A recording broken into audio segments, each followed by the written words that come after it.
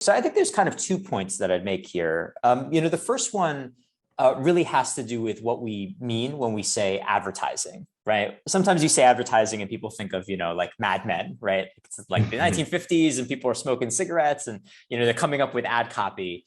But what's really interesting and important to know about the way most advertising is done, both measured by volume and also definitely by sort of financial value, is this very particular kind of advertising I mentioned a moment ago called programmatic advertising.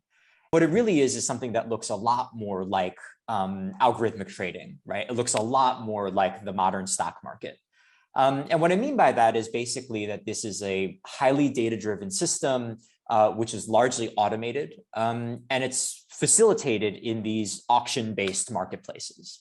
When you click on a website, right, that's about to serve you an ad, basically the way this system works is that there's a split-second auction that takes place, right? There's basically a flag that goes out to the world and says, we have a male 25 to 35 living in the Northeast. Does anyone want to deliver an ad to them? And then there's a global auction that happens between all of these algorithms that want to bid for your attention. And of course, the one that wins ultimately gets to deliver the ad. And that all happens basically between the point at which you click on a website and when it actually loads on the website, right? And this is, I think, a really important thing to understand about the web is that we're not necessarily talking about advertising writ large. We're talking about a very specific form of advertising that I think has very particular impacts on the web.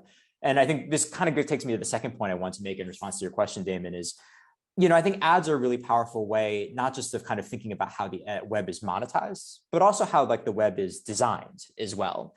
You can take almost every aspect of your everyday experience of the internet and kind of take a step back and say, why is it here? And more often than not, the reason is because ads, right? Because financially, in order to deliver ads, we need to structure these platforms in certain ways. So the one I always give is like, why do we have a like button, right? Like, why does it even exist as a primitive action you could take on social media?